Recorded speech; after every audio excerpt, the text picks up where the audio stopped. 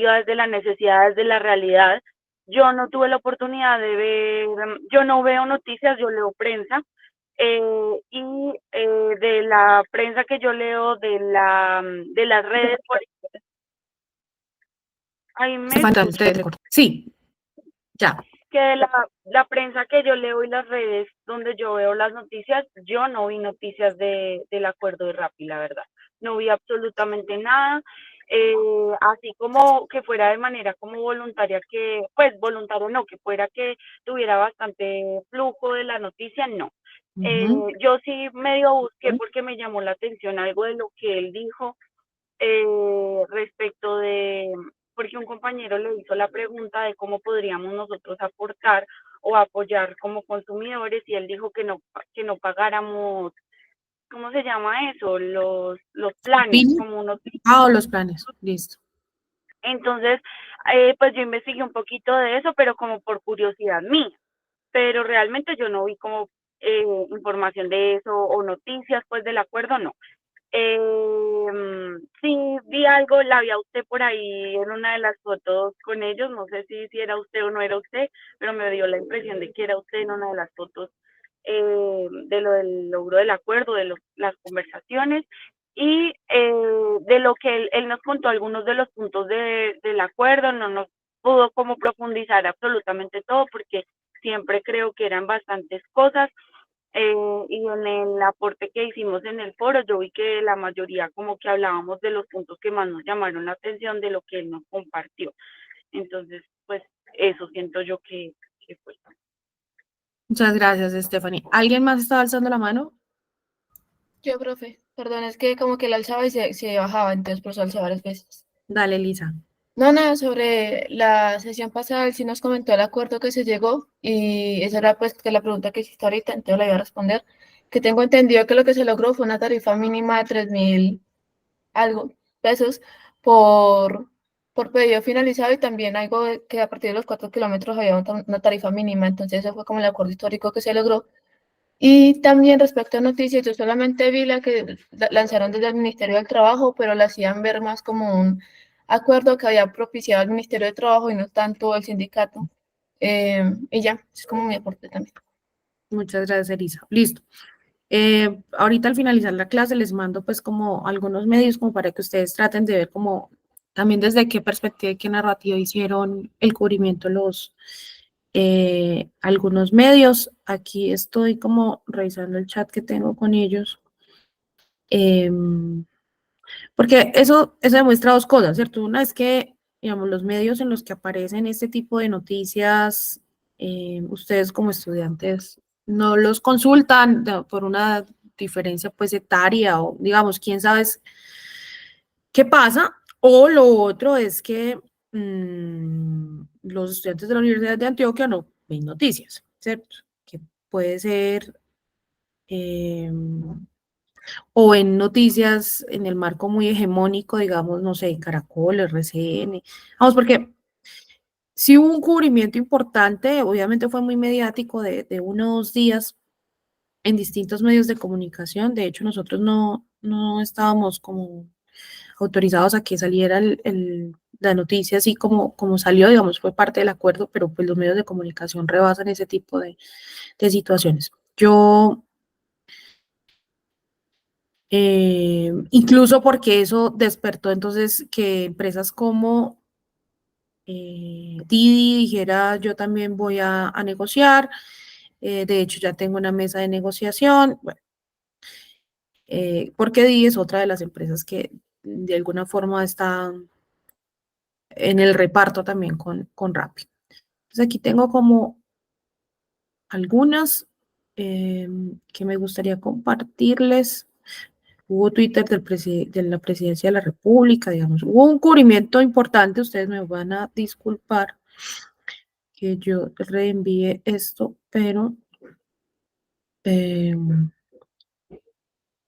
me gustaría también analizar eso, o sea, la verdad que me genera curiosidad cuando ustedes me dicen que no vieron ninguna noticia, porque Eso también le pasa mucho al sindicalismo, ¿no? Digamos que estamos como en unos medios en donde nosotros creemos que la gente sí ve, y la gente no ve lo que pasa en la agenda laboral. Entonces es como si el mundo fuera por una parte, el mundo de los jóvenes, el mundo de los estudiantes, el mundo real, y el mundo del sindicalismo y de los trabajadores fuera por otro, como un montón de loquitos, como creando cosas y pensando que el mundo está viendo y realmente el mundo no lo está viendo, ¿cierto?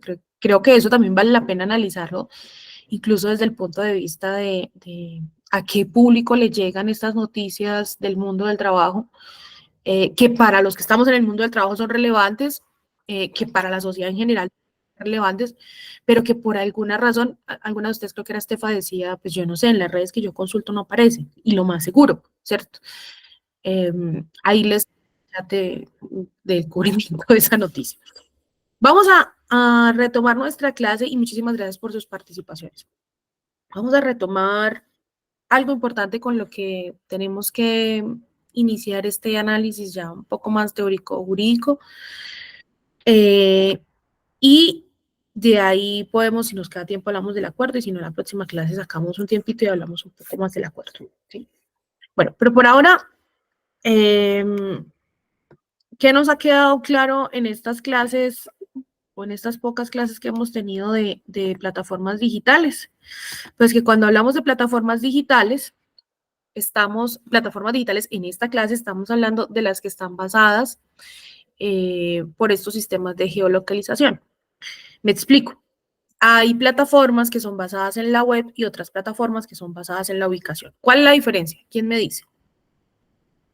¿Cuál es la diferencia entre esas plataformas basadas en la web y cuál es la diferencia con las plataformas basadas en la ubicación o que usan estos sistemas de geolocalización?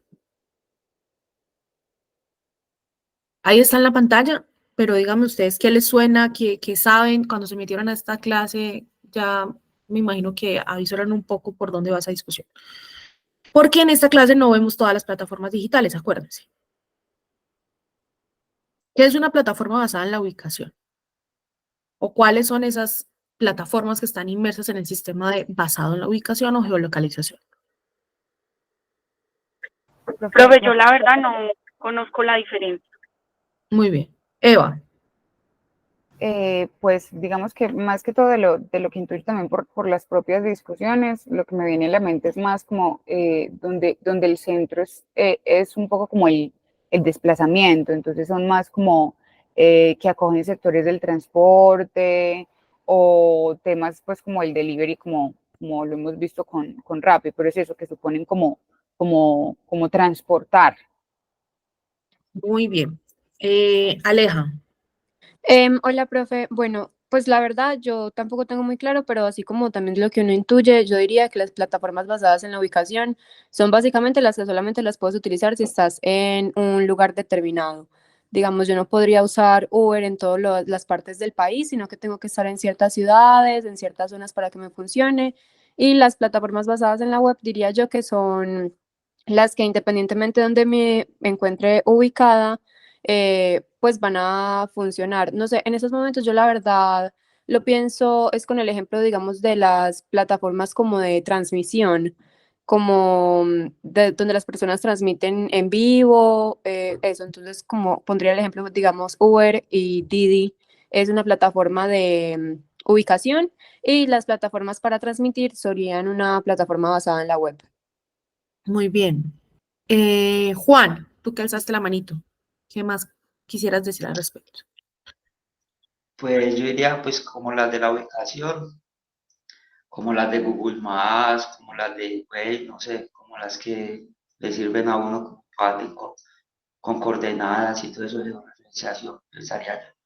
Que usan como sistemas de geolocalización. Sí, entonces, cuando hablamos de plataformas digitales, entonces, cuando nos dicen que son plataformas basadas en la web, María Paula. Profe, sí, que yo estaba pensando más en algo como del acceso a los datos de las aplicaciones, es decir, que las basadas en la web tienen más que ver con, de pronto, no sé, di tú, el VPN o algún tipo, pues como esas cuestiones específicas del área o del acceso a partir de la pues como de la posibilidad de la red versus las aplicaciones basadas en la localización que de pronto tienen más acceso a la ubicación específica de la persona que accede, que están en el móvil como tal, todas las que descargas, diría yo. Así es. Entonces, realmente la discusión en el mundo no se ha centrado, pues porque además es hilar muy delgado en las plataformas basadas en la web, como algunos ejemplos que nos ponía María Paula o algunos de ustedes. ¿Por qué no? Porque toda la discusión se ha centrado en esto de que hay una persona que es ubicada a través de una app, a través de cualquier sistema, puede ser incluso de mensajería instantánea, y esa persona va de manera personal, valga la redundancia, y presta un servicio, ¿cierto? Y entonces son basadas en la ubicación, porque entonces yo ubico, ¿cierto?, dónde está el repartidor y el repartidor usa su fuerza de trabajo y de manera personal va y me lleva la hamburguesa. O yo doy mi ubicación, el taxista da la ubicación o el Uber, y entonces nos encontramos, pero hay una persona de manera, el sujeto de manera personal que va y presta un servicio, ¿cierto? Ahí es donde están las discusiones, en las plataformas basadas en la ubicación del reparto y la conducción. Inicialmente en el mundo es muy paradójico porque la discusión arranca por las plataformas de movilidad o las plataformas de conducción. Esto es específicamente con Uber. Uber es así la joya de la corona con la que empiezan en varios países de Europa a decir, pues madre, ¿qué pasa con estas plataformas? O sea, ¿por qué no son trabajadores? ¿Cierto? Porque ellos se sienten trabajadores y hay una plataforma que dice que es un simple portal de conexión. Sin embargo, a pesar de que la discusión ha empezado por las plataformas de movilidad, las plataformas digitales de movilidad basadas en la ubicación, han sido muy ágiles a nivel internacional para poder zafar como de cualquier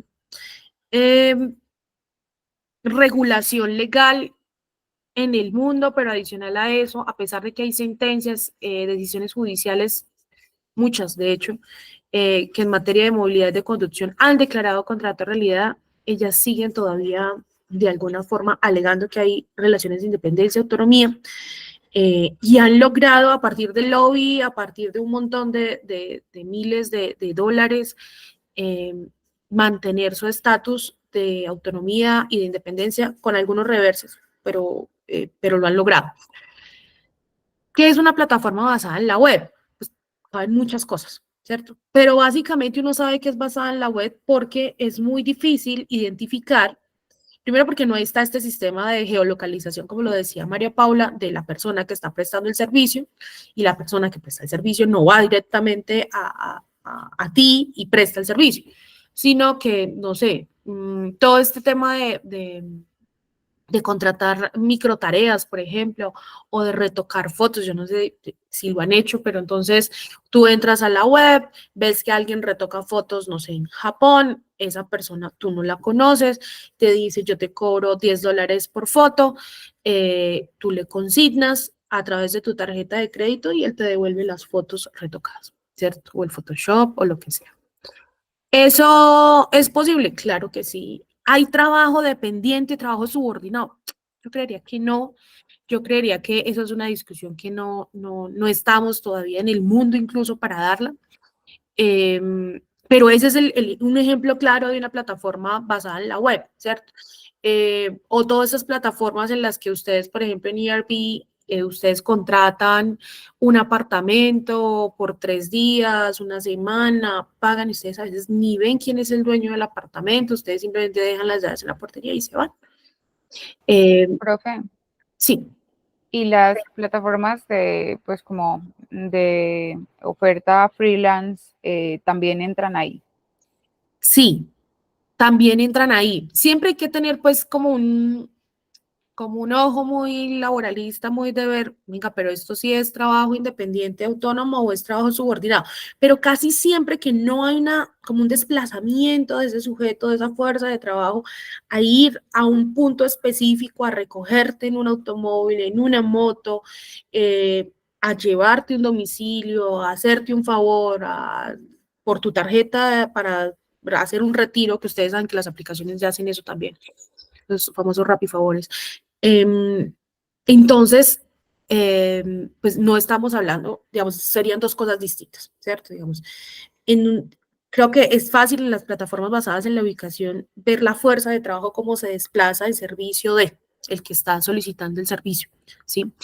Y cómo es la geolocalización la que hace los cruces y la que permite que esas dos personas se encuentren, ¿no? Esos dos sujetos se encuentren para el uno que necesita algo y el otro que puede prestar el servicio. ¿Dónde quedan las plataformas? Pues depende, ¿cierto? Digamos, en esa doble connotación, ¿dónde quedan las plataformas? Las plataformas dicen que son un tercero, entonces hacen como un triángulo, ¿cierto? Y que este triángulo, el rol que tiene la plataforma es que ellos simplemente son un portal de conexión, y así lo llaman, ¿cierto? Así se han defendido ante la Superintendencia de Industria y Comercio en una decisión interesante que hubo en el 2019, donde la Super le decía, incluso a Rappi, le decía, pero oiga, ¿y cuál es el rol que usted tiene en estas plataformas basadas en la ubicación? Y Rappi decía, ¿cómo así? Yo soy un portal de conexión. ¿Qué es un portal de conexión? Nada, yo me doy cuenta que hay una persona que necesita un servicio y otra que lo puede suplir o que lo puede cubrir. Y yo junto las partes en ese triángulo y pues la hago que se encuentren. Y la superintendencia le dijo, usted es un simple portal de conexión, entonces cuénteme por qué los términos y condiciones que aceptan los rapitenderos, cuando le dan a aceptar para poder ser un rapitendero, los pone usted y no los negocia con nadie, ¿cierto? ¿Por qué los términos y condiciones que firma el usuario, que ustedes como usuario cuando tienen una app también lo firman, así sea que den clip en un cuadrito, pero ya aceptaron los términos y condiciones. Los pone usted y el usuario no pone nada de términos y condiciones. ¿Y por qué el establecimiento de comercio, casi siempre al que va al rapitendero por la leche, la hamburguesa, el televisor, bueno, lo que sea, también firma unos términos y todos los términos y condiciones a un clic los firma el establecimiento, el rapitendero y el usuario, pero quien los hace es usted. O sea, quien los elabora es usted y con quien se firma es con usted. Creo que ese es un buen argumento que todavía no hemos explorado lo suficiente en el país porque andamos a 1000 como con 10.000 cosas en una agenda, pero desde el punto de vista incluso de ya como lo avisora la Superintendencia de Industria y Comercio es interesante. Dice, usted no es un portal de conexión. Un portal de conexión no le puede poner, digámoslo así, jurídicamente, las reglas de juego, los contratos a cada una de las tres partes y decir que simplemente es un portal de conexión que acerca. Porque realmente hay unas obligaciones que usted está generando de esas partes con usted y con el resto del ecosistema, como le llaman ellos, ¿sí? Sí me hago entender esa parte. Entonces, claro, tú podrías ser una plataforma basada en la ubicación, Eva, si eres un verdadero portal de conexión. Yo me imagino que sí hay verdaderos portales de conexión. No es el ejemplo propiamente de empresas como Rappi o Didi, ni muchas que trabajan en movilidad aquí en el país, pero creo que podría ser posible. ¿Qué es un portal de conexión? Pues simplemente enlaza y Enlace oferta y demanda. Yo necesito tal cosa, entonces yo soy un profesional que necesita tal cosa y pues pongo aquí lo que yo hago y pues otra persona que necesita algo, entonces sabe que aquí lo encuentra y simplemente conecto, o sea, como que facilito el puente. Exacto, pero entonces, ¿quién diría cuánto vale mi domicilio? Pues yo, ¿cierto? Pues no tendría que ser el contrato que me hace firmar Rappi, donde me dice que la tarifa es de 3.050, la tarifa mínima, ¿cierto? De hasta 4 kilómetros. No, sino que pues ya me acercaron y yo simplemente digo, bueno, no, mi trabajo vale 10.000 pesos por kilómetro, no sé, lo que valga, ¿cierto? Y el otro dice, bueno, lo que voy a transportar es importante, sí, acepto. O el otro dirá, no, está muy caro, más bien voy a buscar otro, ¿cierto? Pero si ustedes pillan, eso no lo hacen estas plataformas, o sea, sí ponen las reglas de juego. O sea, el mero hecho de que nosotros hayamos firmado un acuerdo colectivo, que es interesante, es porque Rappi dice que no tiene trabajadores. Entonces, ¿por qué es interesante el acuerdo colectivo? Y perdónenme ahí el pequeño desvío, ya que me metí en el tema de tarifas.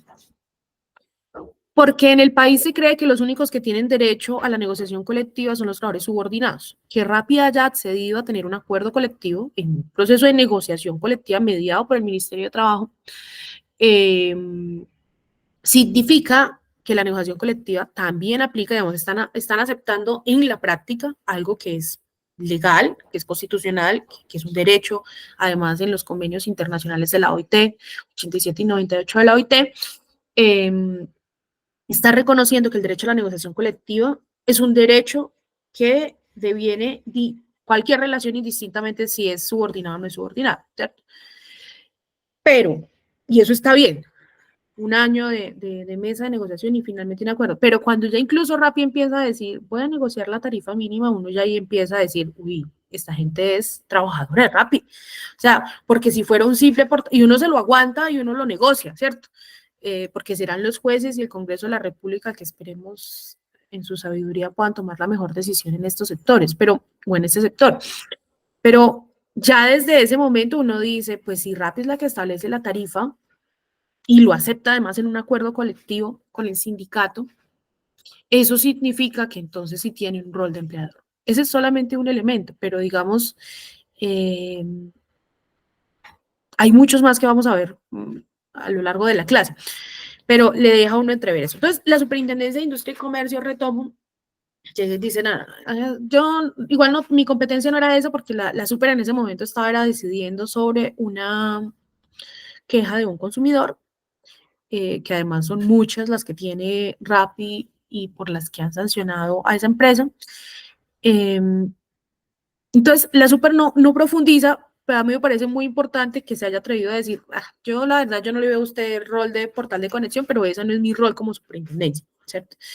Pero para los laboralistas eso es muy diciente, ¿cierto? Que Rappi se defiende diciendo que es un portal de conexión, pero también lo hace Didi, pues, y otras plataformas, y que la Super diga, sí, ¿usted por qué entonces pone las reglas de juego para todas las partes? Sí, simplemente es un portal de conexión, entonces establece la tarifa, establece cuánto le cobra el establecimiento y establece cuánto debe pagar usted como usuario por ese domicilio, ¿sí?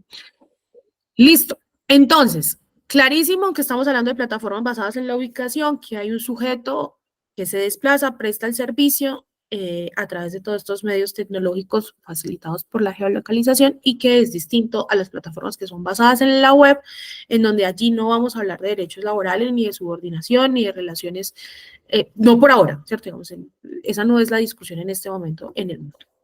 Hecho ese encuadre, entonces, vamos al segundo gran encuadre, que es entender que para el tema de plataformas digitales, nosotros, indistintamente de que estemos hablando de relaciones de subordinación o relaciones de independencia, siempre vamos a defender la premisa del derecho al trabajo como un derecho humano, social y fundamental. ¿Eso qué significa? Que no importa si tú eres un voluntario, si tú eres un contratista del Estado, y eso lo vimos en trabajo decente, algunos que vimos trabajo decente, no importa si tú eres un colaborador, si tú eres un trabajador asociado en una cooperativa de trabajo asociado. En todo caso, si hay una prestación personal del servicio, si mi fuerza de trabajo se desplaza y presta un servicio a favor de otros o otro, hay trabajo. Y si hay trabajo, se debe entender que el trabajo tiene una protección especial y que todos son trabajadores indistintamente del vínculo. Esto parece obvio, pero si vieran que no es tan obvio cuando uno se sienta a hablar con los empleadores o cuando uno se sienta a hablar cuando uno escucha a Bruce McMaster, que ahora es el presidente del Intergremial, o cuando escucha a FENALCO, o cuando escucha a COPI, cuando escucha a los empresarios, los grandes, pequeños y medianos empresarios de este país, uno siempre nota en ellos una tendencia, y ahí sí tengo que decir, ideológica, igual que las de otras corrientes progresistas y de izquierda, a decir que el derecho al trabajo se protege en condiciones de subordinación y que es el derecho al trabajo que contempla el Código Sustantivo del Trabajo de 1950, que por demás es casi obsoleto, el que se protege, en el que se protege el derecho de sindicalización, de negociación, en el que se dan derechos laborales, seguridad social. Y no, o sea, realmente desde el preámbulo, artículo 1, 25 y 53 de la Constitución Política, el derecho al trabajo se protege por ser el fundamento, la base esencial del Estado Social de Derecho. Y el trabajo en todas sus modalidades, o sea, siempre que ustedes como buenos laboralistas que ya han decidido tomar estas clases de profundización, el derecho al trabajo se protege según el artículo 25 de la Constitución Política, indistintamente del tipo de vínculo, es que es distinto. Si ustedes tienen que pensar que es distinto. El trabajo como esa fuerza que yo entrego, que yo pongo en la prestación de un servicio, con el tipo de vínculo. Yo puedo tener un contrato de prestación de servicios y sigo siendo trabajador. Puedo ser voluntario y sigo siendo trabajador. Un asociado y sigo siendo trabajador. O un colaborador, como les llaman a los trabajadores de Rappi, y siguen siendo trabajadores, ¿sí? Y ustedes me dirán, no, pero pues eso es un eufemismo, pues ¿para qué llamarlos trabajadores? Pues no, porque que sean considerados trabajadores, lo único que diferencia esto del vínculo es pues que no le aplicamos el código sustantivo del trabajo si no es subordinado, pero sí le aplicamos el resto de la batería de derechos que tiene cualquier trabajador. Y vamos a hablar un poco de eso.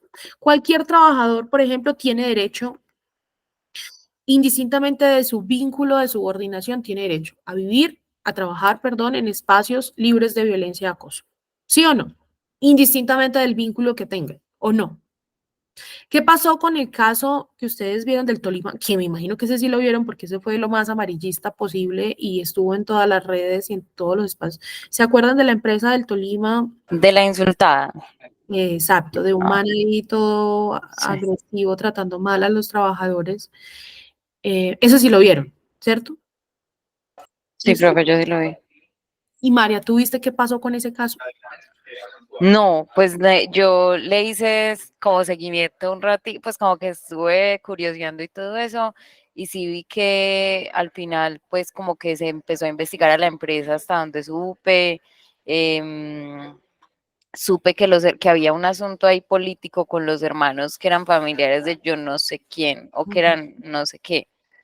No me acuerdo, profe, pero sí sé que, pues no sé, eso supe que se investigó y que había un asunto político pues envuelto, digamos, con esa empresa desde hacía rato.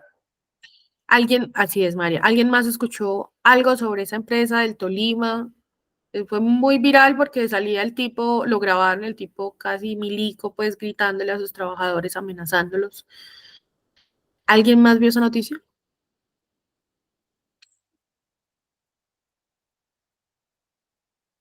¿Nadie más? Ay, hijo de madre. Bueno, sí, pero entonces en esa noticia todo empezó muy bien. El ministerio dijo, voy a cerrar la empresa, voy a tomar decisiones, eso es un caso de violencia, acoso, súper bien. Y cuando llegó, encontró que las personas que estaban siendo violentadas, acosadas, tenían, María, un vínculo de contrato de prestación de servicios. Y entonces sale el Ministerio de Trabajo muy orondo de él, muy carilimpia, a decir, no, pues yo sí llegué a investigar, pero resulta que es que la ley 1010 sobre acoso laboral me dice que yo solamente puedo investigar los casos de violencia y de acoso en casos con contrato de trabajo. Por eso toco este tema acá, ¿cierto? Y como no son subordinados, como no son contrato de trabajo, y como la ley 1010 me habla de contrato de trabajo, yo no puedo hablar de acoso laboral y archiva el caso. Una vez archiva el caso, el viceministro de Relaciones Laborales sale por otro lado y dice, no, señores inspectores del Tolima, me hace el favor y me desarchivan ese caso, porque así sea que ustedes no le pueden aplicar la ley 1010, le podrán aplicar otra cosa, por Dios, ustedes son abogados, inspectores. ¿Y cuál es la otra cosa? Pues miren, artículo 25 que protege el derecho humano, social y fundamental al trabajo en todos sus vínculos, conectado con el montón de sentencias sobre discriminación en el trabajo que tiene la Corte, sumado incluso a legislación que no está propiamente en el mundo del trabajo, pero que protege los casos de violencia y acoso. Incluso el convenio 100 y 111 de la OIT, o sea, claro que había cómo. Claro, la 1010 es una ley regresiva, es una ley sin enfoque de género que revictimiza y que ahora resulta que los inspectores solamente la aplican para casos de contrato de trabajo, porque así lo dice la ley, es una leguleyada, así es una aplicación de la ley a rajatabla, sin el resto del marco internacional, constitucional, jurisprudencial, y entonces archivaron el caso. Y entonces ahí sí nadie le hizo seguimiento a la noticia, nadie vio qué pasó. Finalmente ese caso se reabrió y sigue reabierto. O sea, lo están investigando por otros fundamentos. Pero para que ustedes vean lo que hace el derecho laboral cuando te saca una ley y te dice, el caso de violencia de acoso se investiga solamente en casos con contrato de trabajo, ¿cierto? Pero ahí pues el funcionario público o el administrador de justicia tiene que aplicar el bloque de constitucionalidad y tiene que tener una interpretación mucho más amplia de lo que está pasando allí. ¿Por qué traigo ese ejemplo? Porque, por ejemplo, erradicar las violencias y el acoso en el mundo del trabajo es indistintamente de la relación que yo tenga, digamos, del vínculo contractual que tenga. Estar o trabajar en espacios seguros, todo lo que tiene que ver con salud y seguridad en el trabajo, ¿ustedes creen que eso puede aplicar solamente para contratos de trabajo subordinados? Por supuesto que no. También tiene que aplicar para otros vínculos de trabajadores que están en ese espacio y que pueden verse afectados por la salud y la seguridad en el trabajo. El derecho o derechos mínimos para el ejercicio del trabajo, como el derecho, por ejemplo, de sindicalización, de negociación colectiva, solamente es para trabajadores con contrato de trabajo, no, es para todos los trabajadores. Y así hay una lista grande y extensa de derechos que aplican para cualquier tipo de trabajadores indistintamente de su vínculo contractual, que eso es importante que ustedes lo entiendan, que eso fue lo que insistimos en la mesa de negociación que entendiera Rappi. Y que claro que hay otro grupo de normas que no vamos a poder aplicar, no sé, la dotación, el descanso, los porcentajes en el pago de la seguridad social cuando sos subordinado, pero hay otro grupo de derechos importantes que también acompañan el mundo del trabajo. ¿Clara esa segunda idea hasta ahí? Sí, profe. En ese orden de ideas, los colaboradores de los que hablan estas empresas de plataformas digitales o los asociados, para nosotros son trabajadores y para esta clase son trabajadores. Ah, que no son trabajadores subordinados, pues por ahora no firman contrato de trabajo. Uno podría hablar de contrato de realidad, pero por ahora podríamos decir que se aplica el derecho al trabajo como derecho humano y fundamental, indistintamente del vínculo contractual que alegue la empresa tener. Y este es un resumen, no importa si soy trabajador dependiente, cuenta propista, si soy independiente pero por cuenta ajena. Y aquí es clave. Entonces, las tinteras del Parque Berrío en Medellín, vuelvo y cojo el ejemplo, son trabajadoras, claro, trabajadoras independientes. Y tienen derecho al trabajo, claro, tienen derecho en la confianza legítima, que es un derecho que les da a los 30 años de haber estado en el Parque Berrío, que no las pueden mover de ese espacio y que tienen derecho al uso y disfrute del espacio público, es un derecho. Tienen derecho también a que el Parque Berrío sea un espacio libre de violencias y de acoso.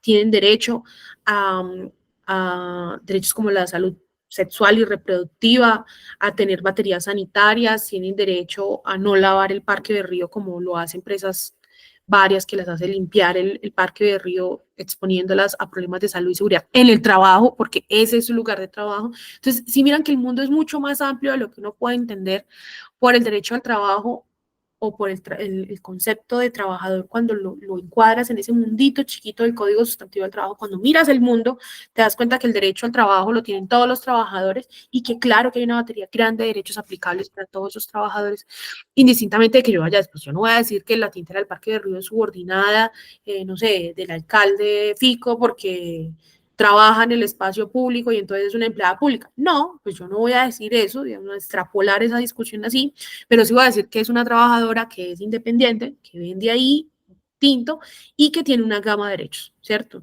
Incluso laborales, incluso derecho a tener salud, estar en la salud, cotizar a pensiones, tener riesgos laborales. Eso es muy descabellado, para nada. Eso es una discusión en la cual ya deberíamos de estar en el país y ver cómo entonces las autoridades locales, regionales, nacionales garantizan para esos trabajadores independientes esas condiciones mínimas como trabajadores en el espacio público. Eva. Profe, qué pena con lo que mencionas, me surge una duda que me siento rara teniendo ya a puertas de graduarme.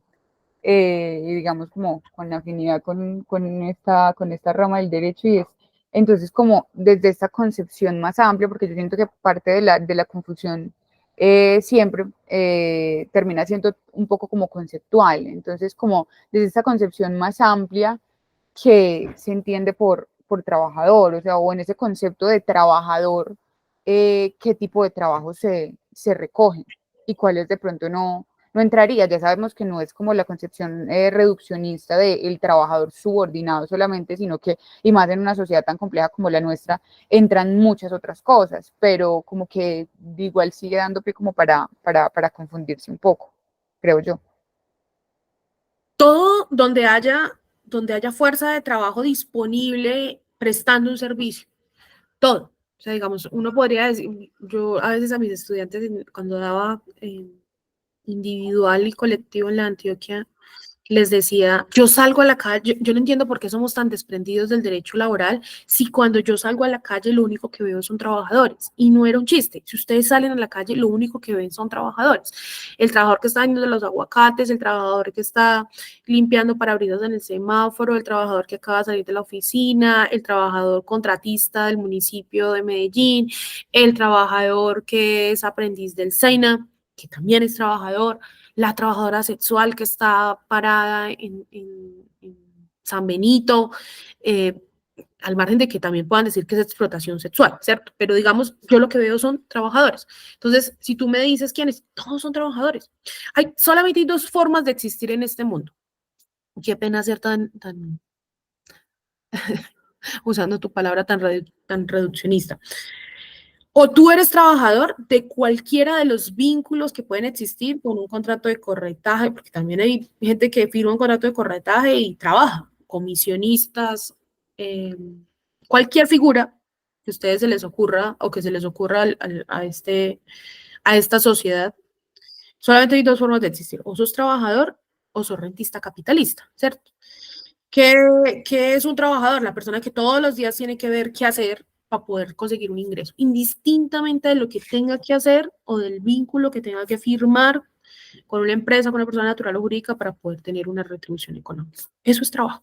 Y todos son trabajadores en ese orden. O eres rentista capitalista, tienes propiedades, empresas, y de ahí vienen tus ingresos. Pero son las únicas dos fuentes legales, por lo menos así muy genéricas, de dónde pueden venir los ingresos. Entonces, si tú me preguntas, Eva, trabajadores todos. Ahora, ¿qué va a variar? El vínculo contractual, ¿cierto? Porque el vínculo contractual puede ser de muchas formas y muchos de esos vínculos contractuales pues ya tienen que pasar por el segundo análisis de abogados laboralistas como ustedes y es ver si ese vínculo contractual sí coincide con la realidad, ¿cierto? Lo que llamamos el famoso contrato realidad. Entonces, volviendo al ejemplo de las entradas del Parque de Río, pues claro que no hay subordinación y yo no lo voy a pelear subordinación con nadie para no quedar como una loca peleando pues derechos subordinados, pero para las mujeres, pero sí voy a pelear otro tipo de derechos, todos los que tienen que ver con los bienes públicos, sociales, el derecho al cuidado como derecho, entonces cuántas guarderías tienen cerca las mujeres del Parque de Río para poder tener a sus hijos. Claro, o sea, tienen todos los derechos. Lo que necesitamos es una mente mucho más amplia para entender el mundo del trabajo y lo que necesitamos es ponernos retos en cada uno de esos sectores y no entender, que creo que lo miramos en la clase pasada, o no ver esto desde esta concepción neoliberal del trabajo, en donde es como que sálvese quien pueda y cada quien mira qué hace y el Estado no tiene ninguna obligación ni ninguna posibilidad de intervenir y de garantizar derechos. ¿Sí? Ahora, ¿por qué hablar de derechos laborales y de subordinación en las plataformas digitales? Porque claramente uno identifica por lo menos estos tres elementos. Hay una facultad de dirección que hacen o que llevan a cabo estas empresas, hay una facultad de disciplina y una facultad de use variante. La dirección creo que está clara y no me voy a detener en ella, pues decía varias cosas.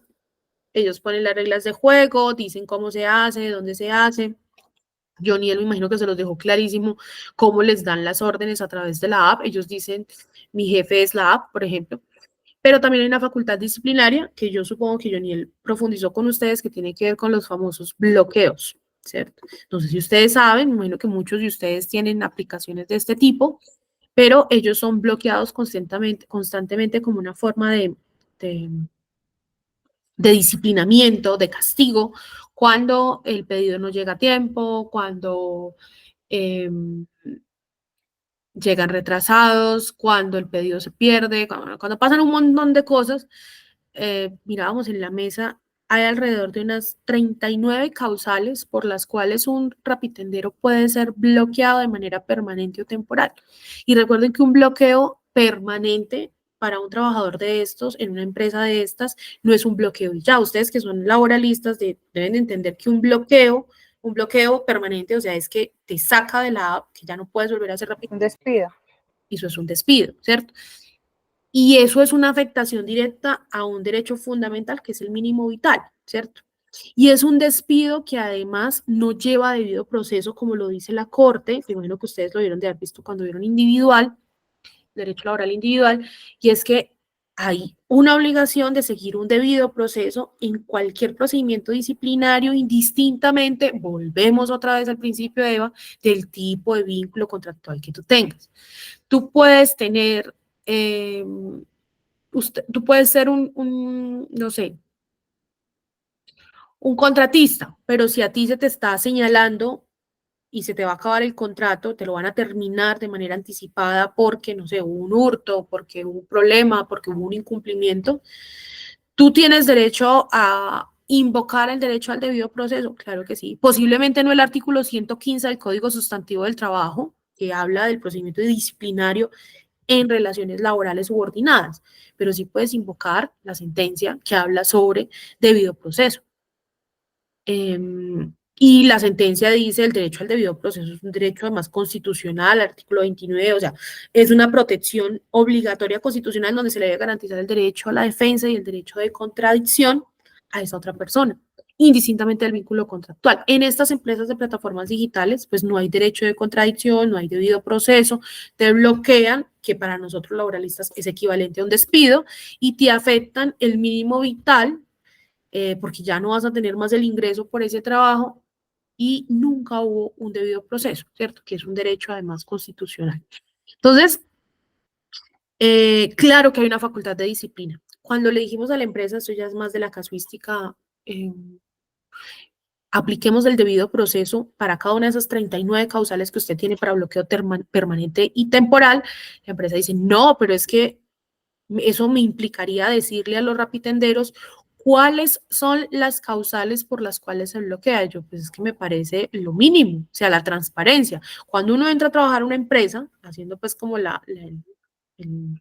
parecido, el comparativo, a uno le dicen, mire, este es el reglamento interno del trabajo y estas son las faltas, pilas, no cometa estas faltas porque estas faltas tienen unas consecuencias, ¿cierto? Y entonces uno ya sabe que uno entra a esa empresa y uno dice, hay un procedimiento disciplinario que me van a abrir si yo cometo esta falta porque tiene unas consecuencias, ¿cierto?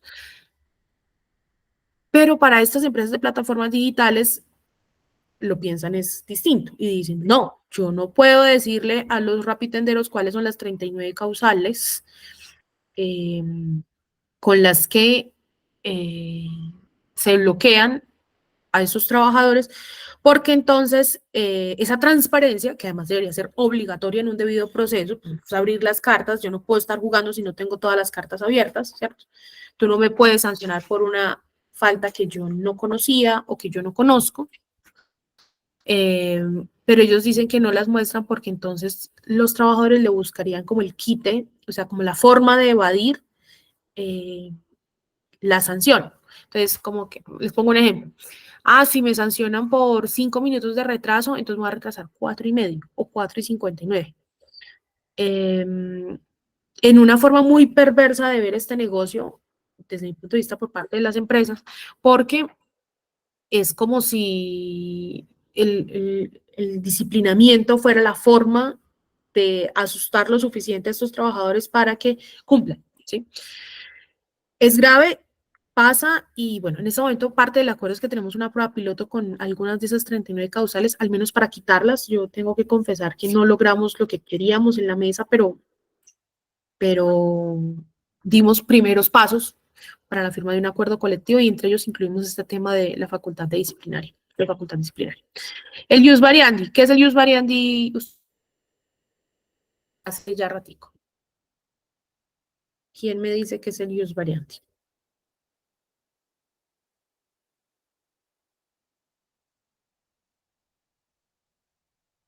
No sabemos qué es el ius variandi.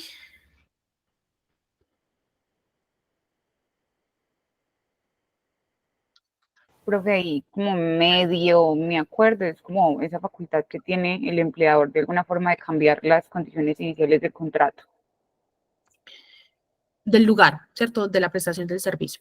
En el caso de las plataformas digitales, pues dado que somos plataformas basadas en la ubicación, pues el Ius Variandi sí que es una facultad que usan las plataformas digitales. Este Ius Variandi es una facultad que se tiene y que se deriva sobre todo de las relaciones subordinadas, por eso hace parte de esta listica, dirección, disciplinaria y Ius Variandi, porque es la empresa la que te dice, ve aquí, ve acá, hoy prestas el servicio acá, y pues en estas plataformas es evidente que el Ius Variandi es un elemento.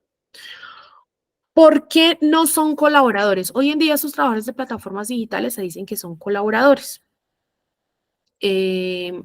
Y pues traemos esta cita y me voy a permitir leerles el parrafito. Es ambiguo hablar de economía colaborativa en estos casos porque la plataforma digital desarrolla un verdadero objeto empresarial en la medida en que con base en su desarrollo tecnológico percibe unos ingresos económicos al poner en contacto la oferta y la demanda de unos servicios bajo sus lineamientos y condiciones. ¿Sí ven? De alguna forma resume un poco todo lo que hemos venido diciendo desde las 8:10 que empezamos. Y es que ellos dicen que hacen parte de toda esta onda de la economía naranja, que son colaboradores, que están en la economía colaborativa, y entonces, si están en la economía colaborativa, ¿por qué desarrollan un verdadero objeto empresarial? Primera pregunta. Segunda, ¿por qué si perciben unos ingresos económicos de ese verdadero objeto empresarial? Y tercero, ¿por qué ponen todas las reglas y condiciones, o lo que la cita llama lineamientos y condiciones, para las partes que prestan el servicio en ese ecosistema? ¿Cierto? Yo creo que son 3 preguntas que uno se tendría que hacer, y una vez resueltas uno terminaría diciendo, posiblemente aquí no hay una relación de colaboración o de independiente de autónomo, sino ni son colaboradores ni estamos en medio de la economía colaborativa, sino que estamos en medio del objeto empresarial de una verdadera empresa. ¿Listo? Nada nuevo, más bien es el resultado de un proceso de deslaboralización. ¿Por qué? Hay por lo menos 3 elementos que yo les invito a que revisen, que no son nuevos en el país y que son usados además por otras figuras que ya vienen haciendo cosas parecidas. 1, la flexibilización precarizadora de condiciones de trabajo que, pese a la restricción de ciertos derechos, mantuvo la transparencia de las partes integrantes de la relación laboral. ¿De qué estoy hablando ahí? Antes de que existieran este tipo de plataformas digitales que entran al país más o menos entre 2015, 16 en adelante para el caso de Colombia, pues nosotros ya hemos tenido otras figuras que flexibilizan el trabajo, pero en donde era fácil ver como las partes que integraban esa flexibilización, ¿cierto? Entonces, en el caso, por ejemplo, de las cooperativas de trabajo asociado, uno podía ver claramente que estaba la cooperativa de trabajo asociado, la empresa que, bueno, y esto me lo entienden un poco más los que quieren un trabajo decente, la que recepciona el servicio, la que presta el servicio, el trabajador finalmente que siempre está ahí en la triada, y tú veías las partes, veías el trabajador iba y prestaba el servicio a una empresa, no sé, a barrer, trapear, y había una cooperativa en la mitad, muy visible de ella, diciendo que ese trabajador era un asociado y que ahí se le reconocían derechos, bueno, y ahí se le pagaba y los derechos que le reconocieran. Eso va evolucionando y pasa a un nivel un poco más de lo que llamamos la cadena invisible, donde la subcontratación laboral que desdobló esa forma empresaria entre usuario y contratante y multiplica estas situaciones de fraude laboral. Aquí ya estamos hablando de cuando tú ya no ves quién es el tercero que está haciendo la intermediación.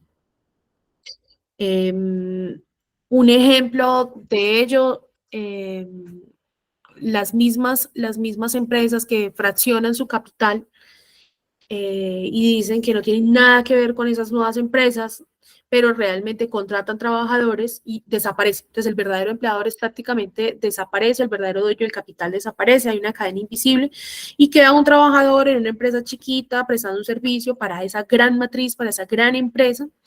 Pero cuando uno hace revisiones tan sencillas como, por ejemplo, los documentos de quiénes son los dueños, uno encuentra que son las mismas familias, que son las mismas personas que fragmentaron el capital grande de la empresa matriz para crear pequeñas empresas. Y como un tercer estadio, si se quiere decir, la expulsión a través de figuras por fuera del vínculo laboral asalariado, en donde ya los trabajadores son reclasificados como independientes, microempresarios. Esta sí ya es la sacada del todo. Si ustedes miran, son como 3 niveles, ¿cierto? Primero, yo veo la flexibilización, veo el tercero ahí de intermediario o de intermediación laboral y legal. En la segunda es que ya no veo a nadie. En la tercera es que ya te dicen, no, usted es un empresario, usted es un emprendedor, usted es un independiente, usted es un colaborador como el de plataformas digitales. Y así vamos para decirles que esto no es nada nuevo, sino que más bien ha sido como un degradé, ¿cierto? Ha sido como un uso que nunca ha parado y que todo lo contrario ha mutado, o sea, moldeado a las nuevas formas. Y esto es lo que llamamos el futuro del trabajo, ¿cierto? Por eso a veces cuando decimos el futuro del trabajo y suena como algo novedoso y la cuarta revolución y ahora la quinta revolución, y uno va y mira y son como un reencauche de formas viejas, con unos impactos similares o peores a los que ya venían las formas de flexibilización que conocíamos en tiempos pasados. De la precarización neoliberal del trabajo hablamos, si no estoy mal, la clase pasada, que tiene que ver con que el trabajador debe combinar todas estas distintas formas de trabajo en muchas situaciones laborales que van desde freelance, trabajo mediante plataformas, economía bajo demanda o el gig economy, entre otras. Y se crea un sujeto neoliberal distinto, ¿cierto? Un sujeto neoliberal del emprendimiento, del independiente, del que no necesita órdenes, del que no quiere tener jefe. Hay un horizonte claro internacional ya marcado. Recuerden que nosotros, por alguna razón extraña, hacemos parte de la OCDE, en donde están los países así súper poderosos que reconocen derechos laborales. Nosotros siempre quedamos colgados de la brocha en la OCDE, pero tanto la OCDE como la OIT, dos organismos internacionales, en recientes publicaciones han instado a que se cree una regulación de ese, insisten, nuevo mercado laboral. Yo digo, ni es nuevo, ni tampoco me gusta hablar de mercado laboral, yo hablo más bien de mundo del trabajo, porque cuando uno habla de mercado laboral está mercantilizando esa fuerza de trabajo y ese valor del trabajo que solamente lo da el sujeto, lo da un humano, ¿sí? En pro de la eliminación o lo que se ha denominado, el autoempleo o el falso empleo, o el falso autoempleo.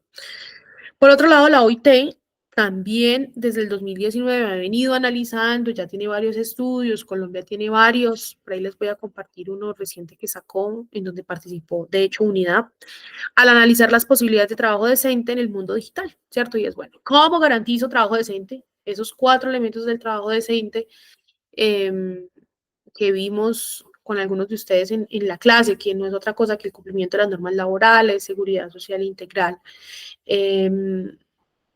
en las relaciones de trabajo, que haya el ejercicio, por supuesto, de la libertad sindical y que haya una promoción del empleo, que son los 4 elementos del trabajo decente, pero en el mundo digital, ¿cierto? O sea, ¿cómo hago que todo este concepto del trabajo decente aplique también para el mundo digital?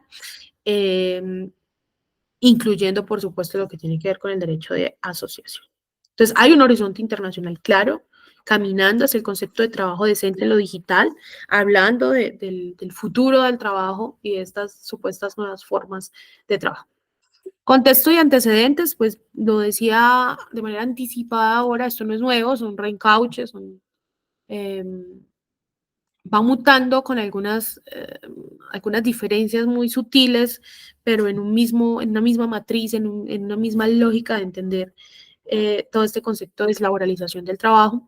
Y pasaba con las cooperativas de trabajo asociado, 20 años nos demoramos para demostrar ante las cortes y luego que salieran normas legales en donde las cooperativas de trabajo asociado, para decirle al mundo, miren, las cooperativas de trabajo asociado hacen intermediación laboral ilegal y las únicas que pueden hacer eso en el país son las empresas de servicios temporales.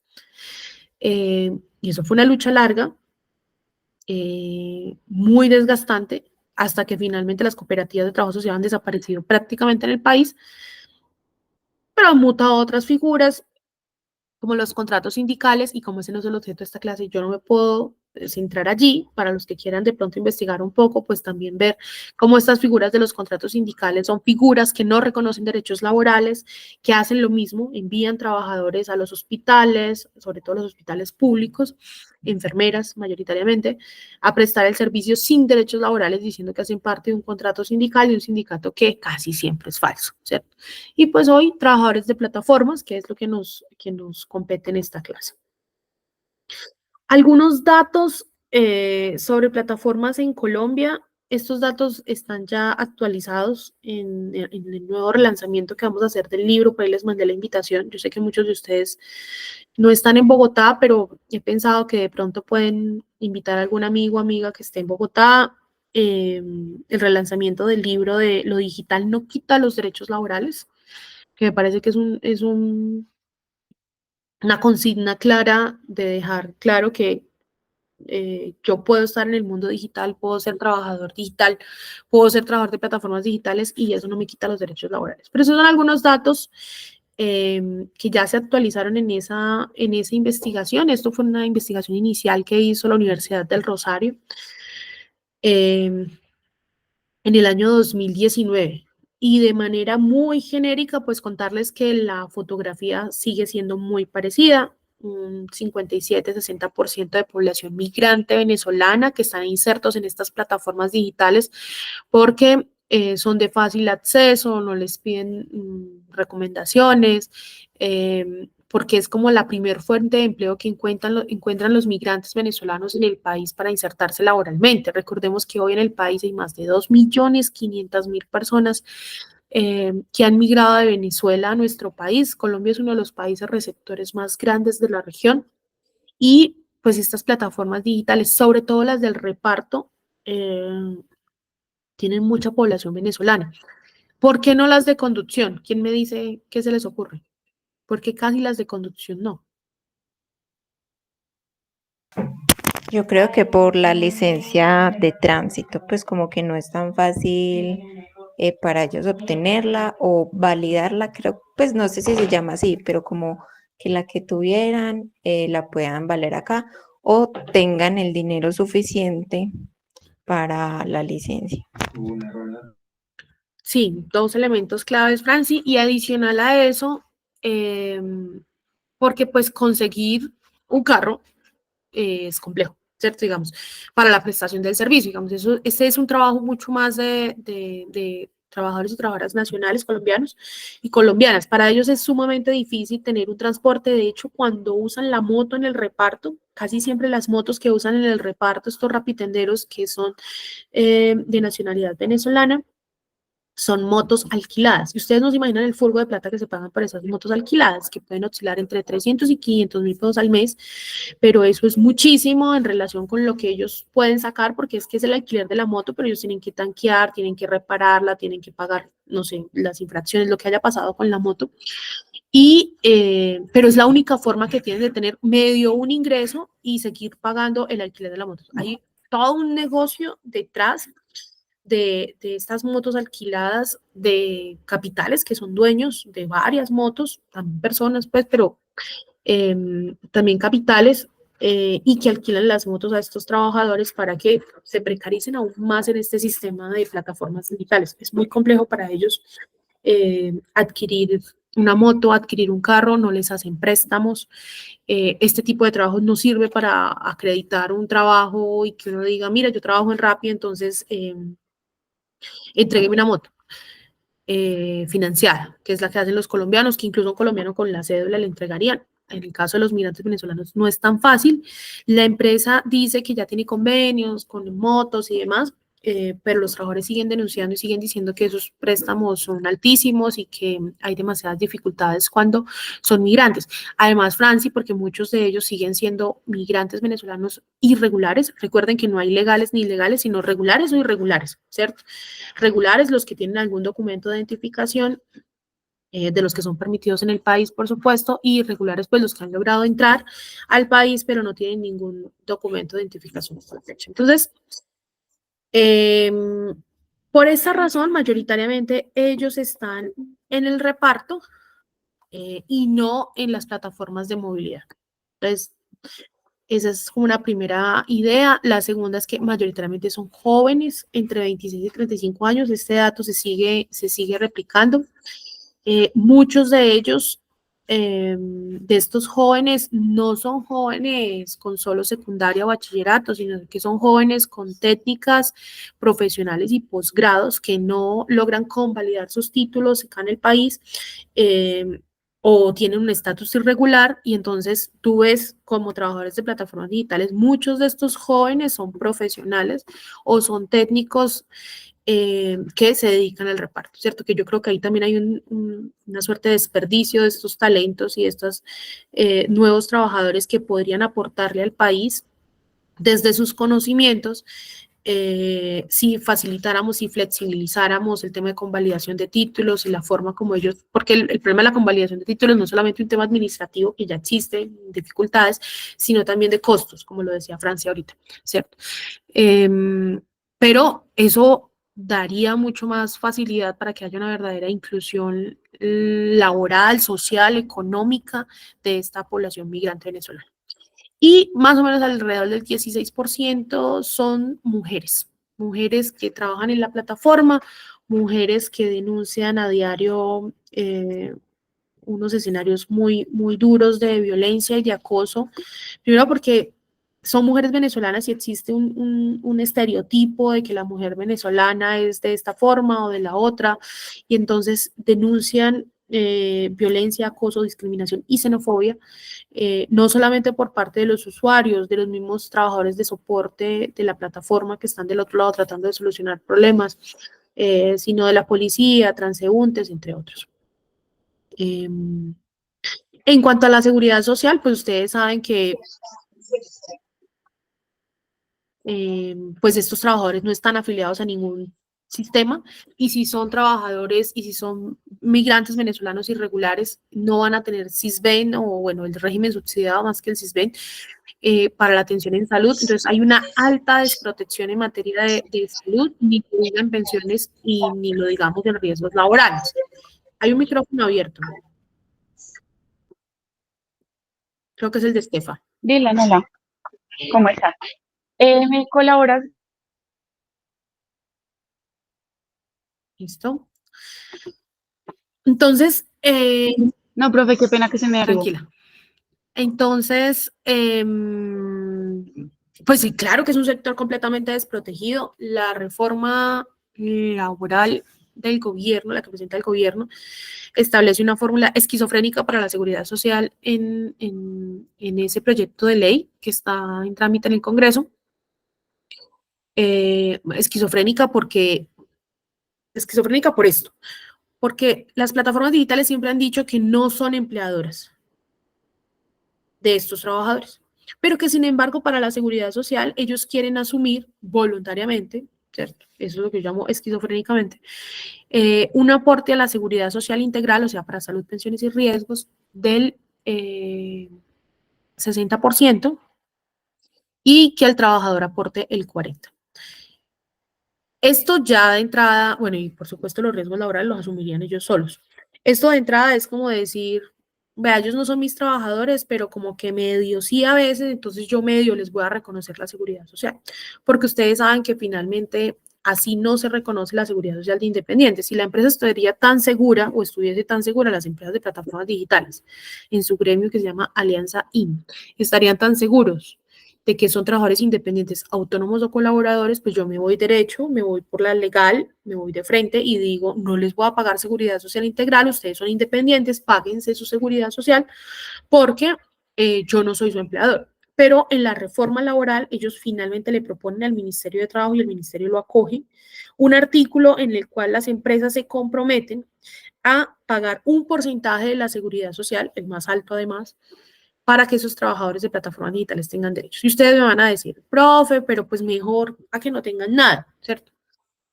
Sí y no. O sea, porque chévere que sí tengan seguridad social, salud, pensiones, riesgos, pero me molesta cómo nosotros, a través de la legislación y a través de un acuerdo político entre el ministerio y estas empresas, podemos asumir ese tipo de esquizofrenia, ¿cierto? O sea, íbamos por una norma que dijera que eran trabajadores y terminamos diciendo que no, que a veces son trabajadores y a veces son independientes, porque así fue como quedó la norma o el proyecto de ley que en este momento está en curso, y que en todo caso la seguridad social será asumida también por la empresa en el porcentaje más alto. Eso yo lo llamo esquizofrenia porque es como decir, irse toda la vida diciendo que son independientes y autónomos y en el momento de regular la norma decir, bueno, sí voy a reconocer una parte de la seguridad social de estos trabajadores. O sea, quiere decir que yo estoy como asumiendo que realmente son mis trabajadores, ¿cierto? Pero pues no les voy a pagar completa, sino que ellos tendrán que pagar una parte. Eso es lo que yo llamo la esquizofrenia de la regulación que hay hoy en el Congreso de la República, en Comisión Séptima, que es uno de los artículos que están pensados para plataformas digitales, que luego lo miramos como parte de esta clase un poco más a fondo si no lo han visto, o lo miramos en el foro. ¿Listo? Perfecto. Esto ya lo dije de manera rápida, en afiliación a salud, pues no hay realmente afiliación a salud. En la época del COVID, Colombia fue uno de los peores países que asumió esto con los trabajadores de plataformas digitales, porque eran supuestamente los héroes, las heroínas que hacían los domicilios, podían andar sin restricciones, pero si se enfermaban, la plataforma no respondía, no se les dio nunca un alcohol, un antibacterial, un tapabocas, y la empresa nunca se responsabilizó de los trabajadores que se enfermaron por COVID-19, como sí pasó en otros países, por ejemplo, como Perú, que sacó una norma así rápida, extra en medio del COVID, y dijo, entradas de plataformas digitales, no me importa si ustedes no son empleadores, pero van a responder por cada trabajador que se les enferma, porque ellos están en las calles cuidándonos a nosotros para que pudiésemos sobrevivir a la pandemia, literal. Entonces, creo que esa nota es importante tenerla en cuenta para ver pues, también cómo se han portado estas plataformas en el país. Actualmente, estas plataformas digitales tienen una serie de pólizas tipo sombrilla, por ejemplo, con Sura, y dicen que eso es riesgos laborales. Por supuesto, ustedes que son laboralistas saben que ese no es el cubrimiento a riesgos laborales que esperamos se den de una relación de trabajo, sino que es una póliza que se paga, incluso es una póliza que le cubre al trabajador dependiendo del número de pedidos que haga, digamos, dependiendo del número, del tipo de trabajador que sea. Si usted es un buen trabajador, la póliza le cubre más. Si usted es un trabajador medio, le cubre medio. Si usted no es un buen trabajador, digamos, no hace muy buenos pedidos, se deja bloquear, tiene problemas, entonces la póliza no le cubre tanto. Es supremamente perverso además, como la póliza que te cubriría eventualmente de un accidente si vas en la moto, si vas en la bici, porque eso es lo que cubre. Te cubre dependiendo del tipo de repartidor que seas, ¿cierto? El número de qué tantas estrellas tienes como repartidor. Porque recuerden que los repartidores también tienen unos sistemas de calificación, ¿cierto? Entonces son Diamond, son Plus, o bueno, tienen un montón de calificaciones, o están en alerta, que alerta es como lo más básico que hay. Sí. Perdón, pero incluso en el tipo de contrato más informal, ese tema de que la protección o el acceso, digamos, a derechos, pues, y derechos de todo tipo, pues el salario, la seguridad social y todo esto dependa de una calificación, eso es una inseguridad jurídica para el trabajador muy jodida, pues, no. Así es, y eso es lo que le decimos, es que incluso en las relaciones más independientes, recontra independientes, que usted diga, uy, sí, ahí no hay ninguna duda de que es un trabajador independiente, riesgos laborales es una obligación. O sea, es que hay una obligación en la seguridad social integral, incluso en que el empleador vigile que tú sí pagaste la seguridad social y si no te puede retener el salario hasta que tú pagues la seguridad social. O sea, ¿cómo será de importante tener salud, pensiones, riesgos laborales, cierto? que eso no es una cosa que se negocia, es irrenunciable. Pero acá no, o sea, es como si fuera la selva. Es la selva, es completamente la selva, es la barbarie, como diría el presidente Petro en alguna de sus intervenciones. En donde entonces no hay riesgos laborales, simplemente hay una póliza, la póliza te premia dependiendo de qué tipo de trabajador eres, no hay riesgos laborales, no cubre casi nada, y lo que hacen los trabajadores es que normalmente cuando se accidentan, pues acuden al SOAT de la moto, ¿cierto? Y es el SOAT que cubre, y entonces como muchos de ellos no saben nada de eso, dicen, no, pues sí, ya me cubrió, yo, sí, pero te cubrió fue el SOAT, no te cubrió la berraca póliza esta que dice que tienen los repartidores, pero si van a la póliza, además le dicen, son 20.000, 30.000, una cosa súper irrisoria.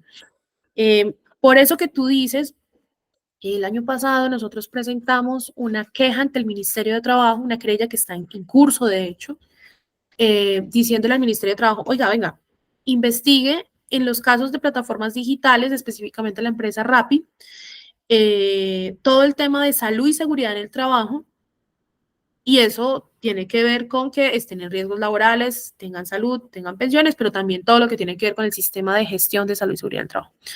Y entonces Rappi decía, pero ¿por qué si yo no soy empleador de ustedes? No, es que eso sí, qué pena, pero están los trabajadores independientes más independientes, que tú me hiciste acordar con eso, usted tiene que garantizarlo, o sea, usted tiene que garantizar que esos trabajadores no se van a enfermar por sobrepeso, en la espalda con esas maletas. En otros países las maletas ya tienen que estar por ley ancladas a las motos, no pueden estar en la espalda de los trabajadores. Aquí siguen estando en la espalda de los trabajadores, porque eso trae unos problemas gravísimos de desviación de columna, de lumbago, eso trae un problema en la estructura y en los cuerpos de esos repartidores y de esas repartidoras. Y aquí siguen permitiendo que esas maletas estén en las espaldas. Pero imagínense lo que nos decían los trabajadores de la costa de Barranquilla, Santa Marta. Me decían, Sandra, ¿tú sabes lo que es cargar hielo, lo que es cargar agua en la espalda? Eso no es cualquier cosa, el equilibrio en la moto es una cosa súper compleja y pesa mucho más, ¿cierto? Y es mucho más inestable. Y entonces esas particularidades que la empresa en medio de su salvajada pues nunca tiene en cuenta, nosotros lo pusimos en esa querella y le dijimos al ministerio, no nos importa que sean independientes, es que usted como Ministerio de Trabajo usted no puede declarar relaciones laborales, eso está claro, eso solamente lo puede hacer un juez, pero usted sí puede advertir cosas, en caso de que una relación laboral la pueda advertir, obvio no la va a advertir, pero sí puede, en términos de salud y seguridad en el trabajo y en términos de que sean independientes, pueden ser los independientes más independientes y vaya, mire a ver si esos trabajadores están asegurados en riesgos laborales, ¿sí? Y ahí vamos con esa querella, llevamos un año y bueno, esperamos que avance después de ese logro del acuerdo. Las empresas de plataformas digitales dicen que ellas son una opción, que todos trabajan en una o varias plataformas digitales, perdón, que son pocos los que trabajan en una plataforma digital, que la mayoría trabajan en 2, 3, que prácticamente es como estar acostado viendo Netflix y decir, uy, sonó el celular, me voy a ir a llevar una hamburguesa y me voy a ganar 12.000 pesos, una cosa así, ¿cierto? Voy, hago el domicilio y sigo viendo televisión. Pues no, lo que dicen los trabajadores de plataformas digitales es, tengo que estar como cualquier trabajo en la calle, cerca de los centros comerciales, con muchas horas de disponibilidad. Recuerden que el tema de las disponibilidades es un tema mucho más trabajado en el sector de la salud, por las enfermeras y demás, y por el sector de la salud en general, pero hay otros sectores que no manejan claramente el tema de disponibilidades. ¿Pero qué es estar disponible? Pues estar con la app prendida, esperando que te suene un pedido. Y te va a sonar dependiendo de muchas condiciones, si es el día de la madre, si es un día frío, si es un día normal, si te bloquearon tantas veces, entonces el sistema te empieza como a dejar atrás, que eso también nos dimos cuenta en la mesa, yo no tenía eso muy claro, o sea, el mismo sistema te empieza como a segregar dependiendo de si has tenido muchos bloqueos, si has tenido quejas de usuarios, pero adicional a eso, pues este sistema de estar en la alerta, Diamond, no sé qué, que es dependiendo del número de pedidos que hagan, entonces dependiendo de en qué como escala estés, de si hiciste muchos buenos repartos o malos, pues te van a llegar pedidos. Entonces tú puedes durar disponible ahí un chorro de horas y no te suena, y te suenan los compañeros del lado, pero a ti no te suena porque por alguna razón estás desclasificado, o ellos le llaman despriorizado. Y lo que nos cuentan estos trabajadores es que el 78% trabajan en una sola plataforma, digamos que así tengan otras plataformas, Didi y demás descargadas, lo cierto es que se tienen que dedicar a una sola plataforma si realmente quieren sacarlo de la moto, lo del alquiler de la moto, quieren sacar algún ingreso después de 12 horas de trabajo al día, ¿sí? Esta tablita está un poco desactualizada, pero Rappi es la empresa que más contrata repartidores en el país. De hecho, desde mi punto de vista, sin haber hecho el estudio comercial, ojalá alguien lo pudiera hacer, hay monopolio. En Brasil, Rappi fue sancionada por monopolio porque bajan tanto las tasas, las tarifas para usuarios y tienen este sistema que yo llamo de la barbarie para el reparto que pues las otras empresas no pueden competir. Digamos, una empresa que quiera competir bajo todo este nivel de bajo costo de Rappi, pues se quiebra. Entonces, muchas empresas hoy en el país han salido porque anuncian que competir contra Rappi es muy difícil, ¿sí? Esa es la historia de mensajeros urbanos que ya no está. Esa es la historia de domicilios.com que finalmente se quedó solamente con el sushi. Porque no pueden competir, digamos, porque es difícil para ellos realmente competir. Y ese monopolio también debería ser objeto de estudio ya no de los laboralistas, sino de los abogados comercialistas y ver qué pasa con estas empresas y por qué pueden ejercer el monopolio como en la selva sin que tengan ninguna talanquera ni ninguna, desde el punto de vista legal, ninguna restricción, ¿cierto? Ni tan siquiera que lo hayamos denunciado. Esto tenía que ver con el COVID, me lo voy a pasar. Y entonces, ¿cuáles son los problemas que hemos identificado hasta ahora? Entonces, hay por lo menos estos 6 problemas. Uno, un problema de flexibilización y precarización de condiciones para prestar el servicio.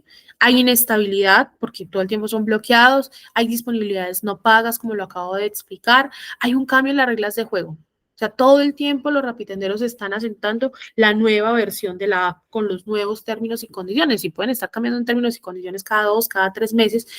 Y uno todo el tiempo se desactualiza porque este es un sector que va a 1000 por hora y entonces los términos y condiciones que tú hayas analizado hace 3 meses ya no son los mismos y tienes que ver cuáles fueron los cambios en las reglas de juego, que además no se las consultan a los trabajadores, sino que simplemente las mandan a la app, tú aceptas términos y condiciones y ya.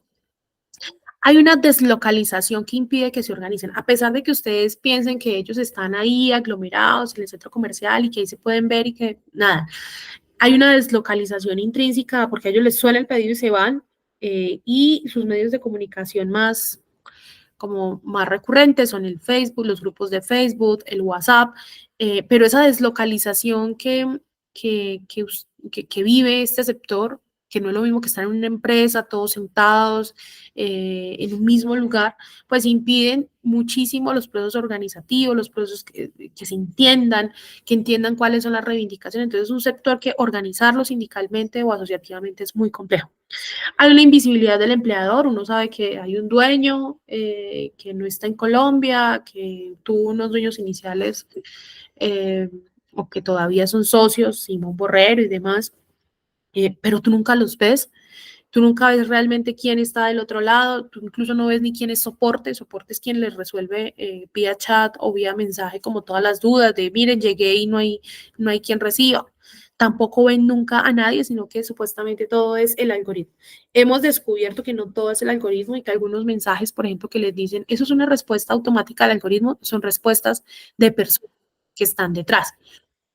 Porque todo lo que tiene que ver con soporte, lo que llaman soporte ellos, incluso es una contratación que hacen estas empresas de plataformas a nivel internacional, no sé si me hago entender. Entonces, por ejemplo, Sandra es repartidora y va a llevar una hamburguesa, no sé, a Eva, y resulta que no estaba en la casa, yo le escribo a soporte, esta señora Eva no estaba en la casa, no me recibió la hamburguesa, no me bloqueen, no fue mi culpa, ¿cierto?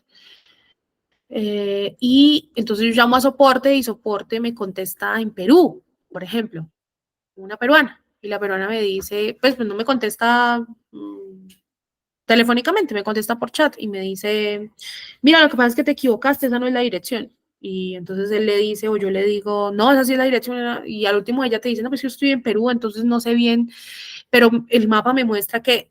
Y entonces uno dice, ah, madre, es que ni tan siquiera el soporte es de acá, ¿cierto? Digamos, todo el tema de soporte también es contratado o subcontratado, me imagino que en condiciones también muy parecidas desde el punto de vista precario, pues por supuesto no como colaboradoras y demás, eh, pero son contratados a nivel internacional para que resuelvan problemas más locales, más regionales. Entonces los trabajadores dicen, eso es una locura cuando uno le contesta a alguien de otro país y ni tan siquiera saben qué les está preguntando uno, porque no conocen las calles, porque no saben cuál es la dinámica, pero así es como se mueve el, entre comillas, ecosistema que ellos dicen. Hay un ejercicio de la libertad sindical que se concede en la dimensión de asociación, o sea, pueden crear sindicatos, pero hasta el momento no habían podido negociar. Creo que el precedente de la negociación colectiva y del acuerdo colectivo es un buen ejemplo para cambiar esta diapositiva. Hay cero inspección, vigilancia y control.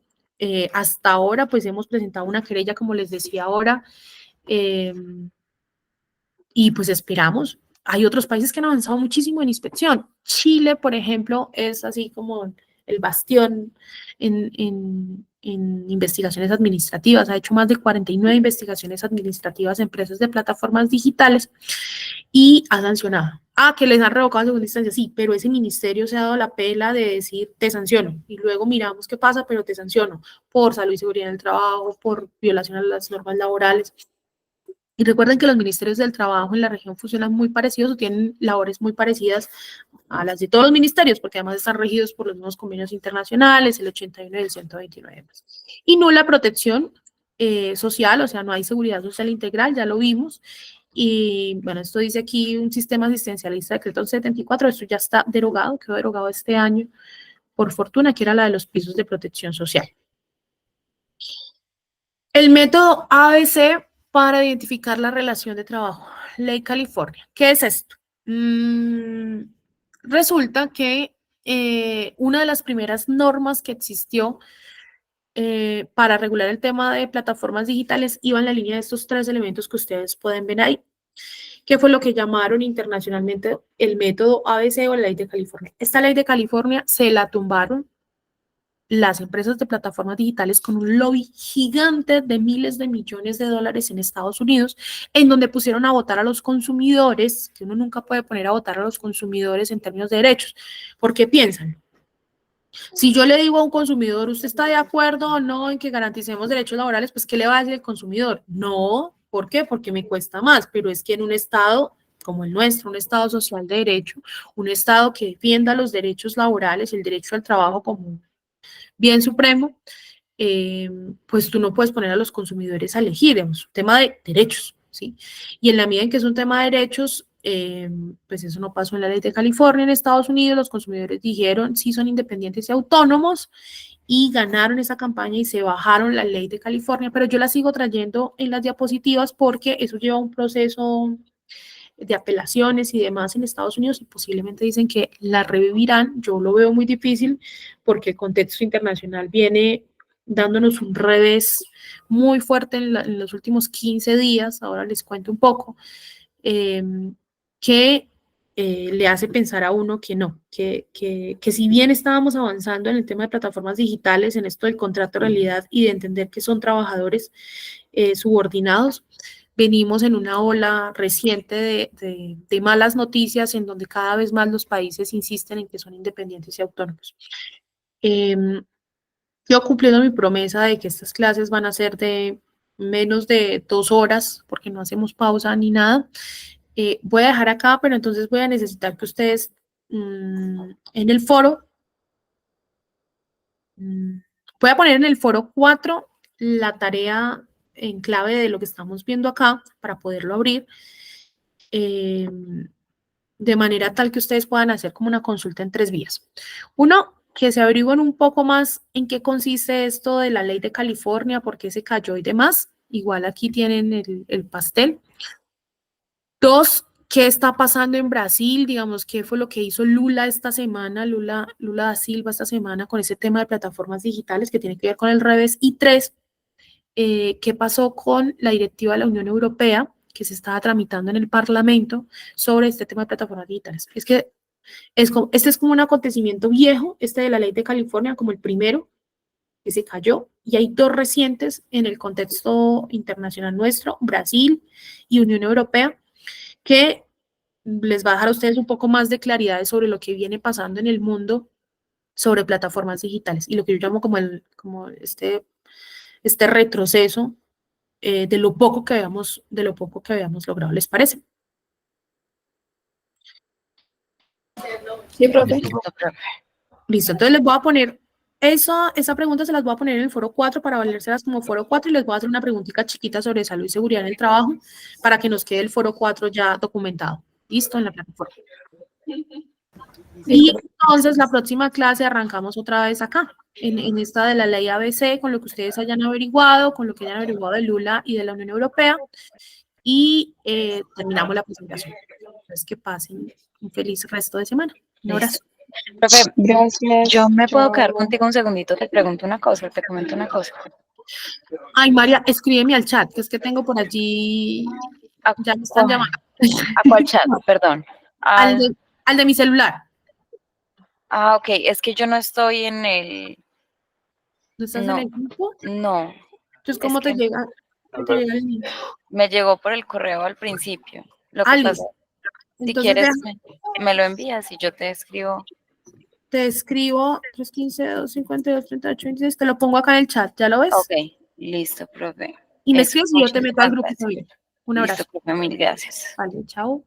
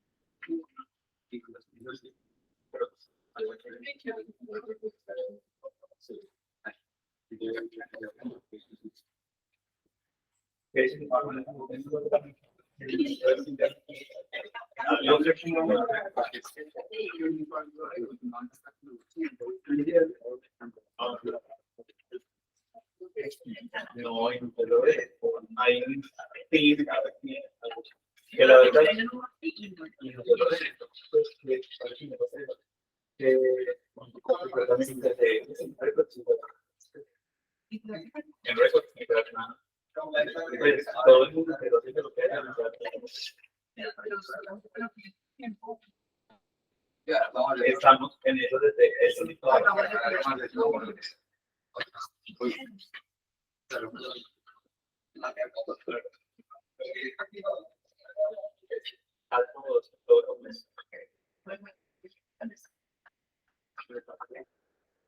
porque no mete todo el precio. Marica, que todo el mundo le parece todo, para que no lo pague.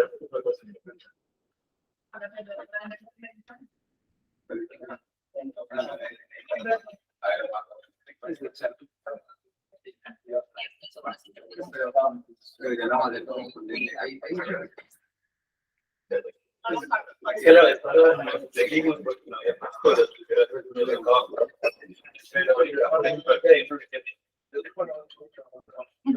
Pero pero así es.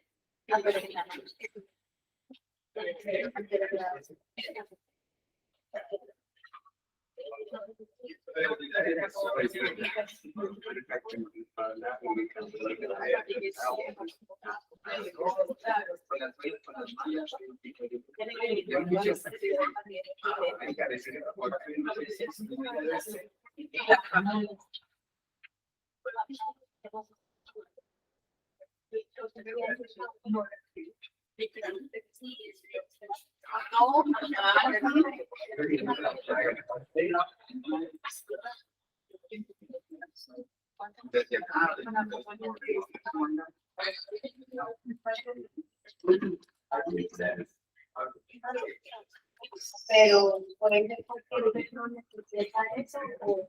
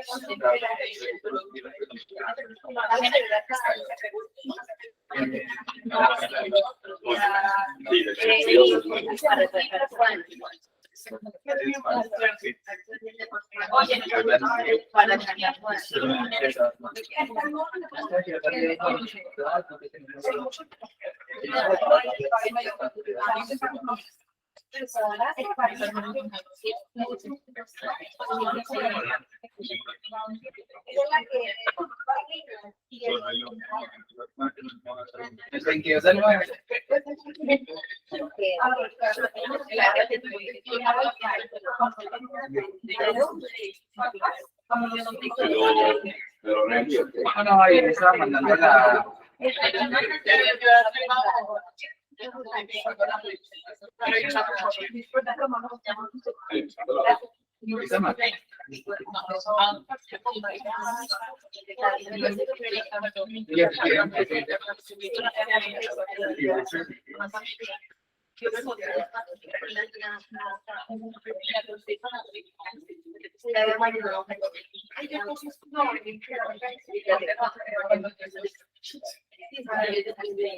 El 18 al 22.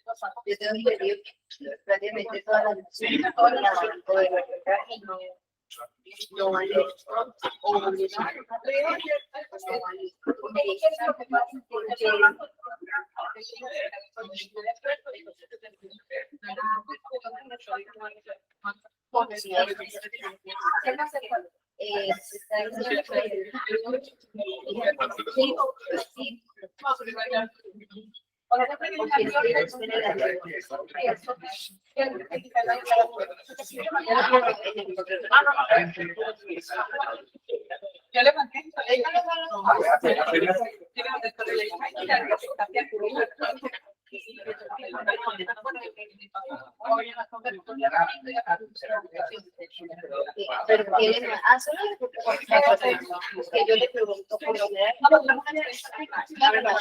pero por lo general